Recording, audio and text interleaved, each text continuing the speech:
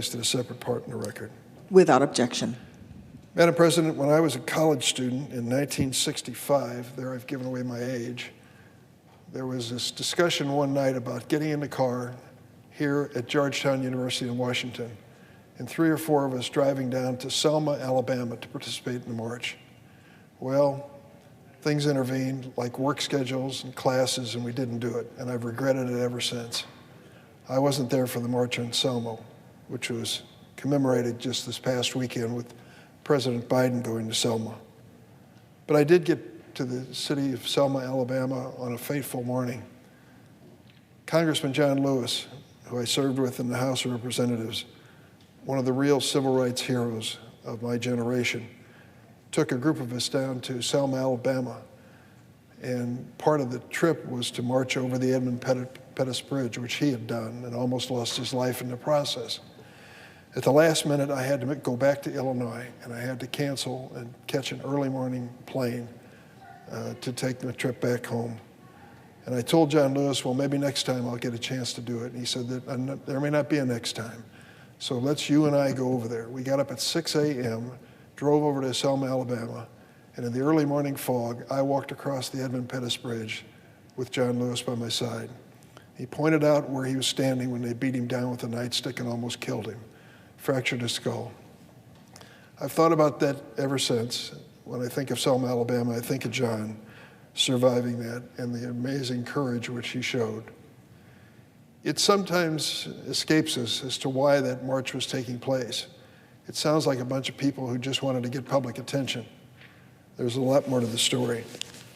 There's a woman who publishes a column almost every single day, free for those who want to read it, and her name is Heather Cox Richardson. I've come to know her a little bit. She visited our Senate Democratic Caucus a few weeks ago. And she published a column on March the 5th, Sunday, which spoke about Selma, Alabama, and what was behind that march. It was all about registering African Americans to vote in the state of Alabama. In the 1960s, she wrote, despite the fact Black Americans outnumbered white Americans among the 29,500 people who lived in Selma, Alabama, the city's voting rolls were 99% white. So in 1963, local Black organizers launched a voter registration drive. During the 1964 Freedom Summer voter registration drive in neighboring Mississippi, Ku Klux Klan members worked with local law enforcement officers to murder 3 voting rights organizers and dispose of their bodies. To try to hold back the white supremacists, Congress and the Senate and House passed the 1964 Civil Rights Act, designed in part to make it possible for Black Americans to register to vote.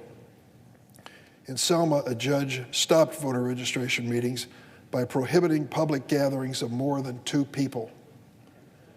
To call attention to the crisis in their city, they invited Dr. Martin Luther King to come to Selma. King and other prominent Black leaders arrived in January 1965, and for 7 weeks, Black residents made a push to register to vote.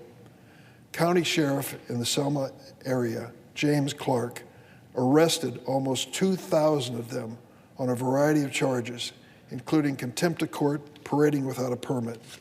A federal court ordered Clark not to interfere with orderly registration. There were some heroic federal judges who risked their lives and reputations, and one of them was Frank Johnson.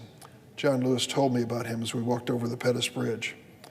But the federal court ordered Clark not to interfere with this voter registration. So he forced Black applicants to stand in line for hours and subjected them to a literacy test before they were allowed to register to vote. Not one single person passed. Then on February 18th, white police officers, including local police, sheriff's deputies, and Alabama state troopers, beat and shot an unarmed man, 26-year-old Jimmy Lee Jackson, who was marching for voting rights at a demonstration in Marion, Alabama, about 25 miles from Selma. Jackson had run into a restaurant for shelter along with his mother when the police started rioting, but they chased him and shot him and killed him in a restaurant kitchen. He died 8 days later, on February 26. Black leaders in Selma decided to diffuse the community anger by planning a long march 54 miles from Selma to the state capitol in Montgomery. On March 7th, 1965, the marchers set out. As they crossed the Edmund Pettus Bridge, state troopers and other law enforcement officers met the unarmed marchers with billy clubs, bullwhips, and tear gas. They fractured the skull of John Lewis and beat Amelia Boynton unconscious.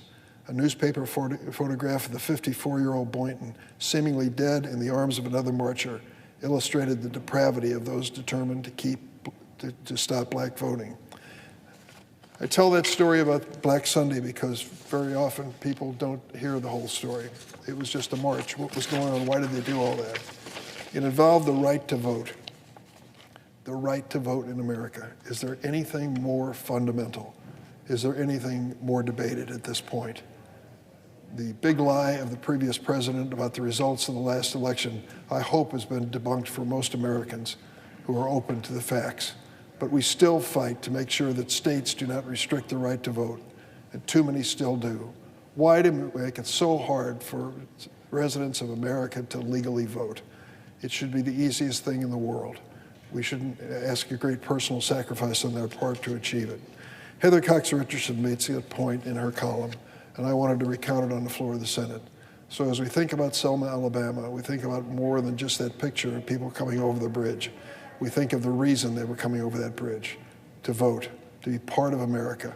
They have an opportunity to speak in a democracy. It's so fundamental, it's so basic, it's so American. Madam President, I yield the floor.